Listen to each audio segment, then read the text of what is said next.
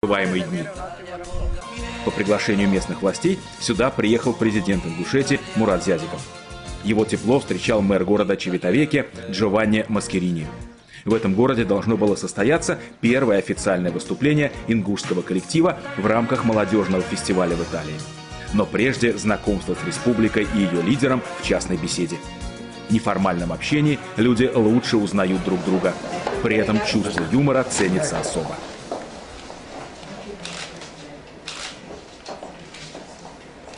Я иногда, когда смотрю по телевидению, вот, когда встречается и Владимир Владимирович Путин, и Берлускони, мне кажется, что Берлускони, он, наверное, больше ингуш, чем итальянец. Я знаю, Берлускони хотел бы и России править тоже, отвечает в шутку мэр. В общем, беседа проходила в теплой и дружеской обстановке. Вот все, что связано с Италией, у нас такое особое восхищение.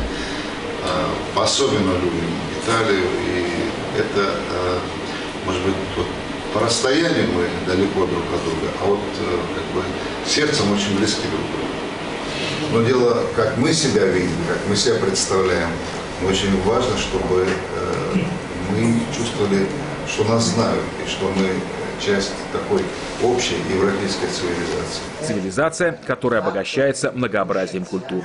И фестиваль, который прошел под патронажем супруги президента России Светланы Медведевой, стал ярким тому подтверждением.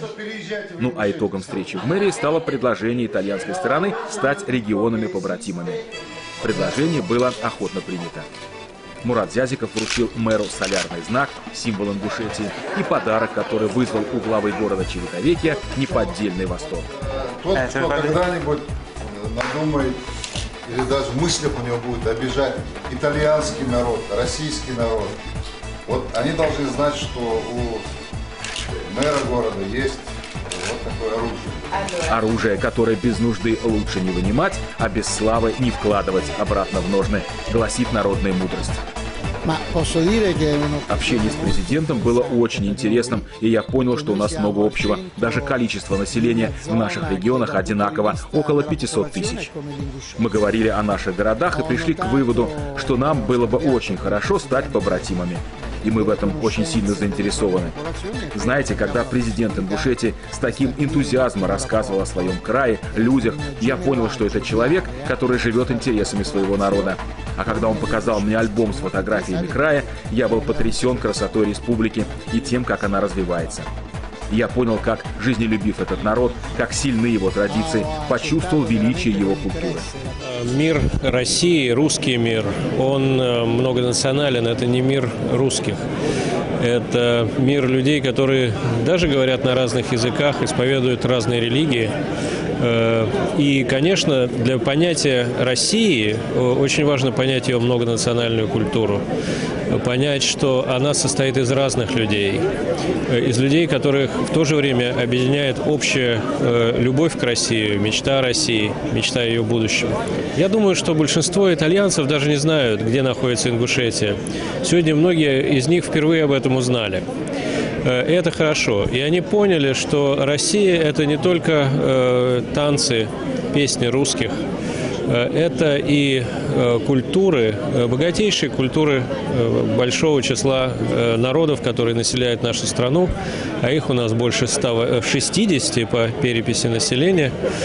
И я уверен, что знакомство с культурой одного из наиболее интересных, самобытных народов Северного Кавказа будет способствовать и лучшему пониманию России. Мы счастливы, что «Зори Ингушетии» после триумфального выступления в Каннах, в Испании, сейчас имели такой же успех здесь, в Италии. Ребята, как всегда, были на высоте. Мы гордимся тем, что искусство в регионах всегда пленяет сердца в тех странах, куда мы вывозим наших ребят. Мы у себя в стране, мы должны сами себя еще полюбить.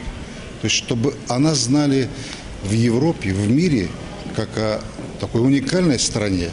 Ну, тем более мы говорим о том, что уникальность нашей страны в том, что есть очень красивые регионы, где культура народов – это консолидирующий, объединяющий фактор. И мы в этом еще раз убедились. посмотрите, как сегодня все представители всех стран в нашем посольстве бросили все свои дела, все моменты, когда они общались, они перешли туда, где выступал ингушский детский коллектив. Это очень здорово. Сегодня это настоящее, и в России очень большое будущее, когда есть вот такие регионы, как Ингушетия. А зори Ингушетии озаряли своим искусством солнечную Италию, за что она им безмерно благодарна. Ингушский ансамбль стал поистине культурным послом современной России. Старый свет увидел юные привлекательные лица самой молодой республики Российской Федерации, увидел ее будущее. Ну а в будущем своего народа молодому поколению сомневаться не приходится. Потому что такое яркое и самобытное искусство может быть только в свободной и многонациональной стране.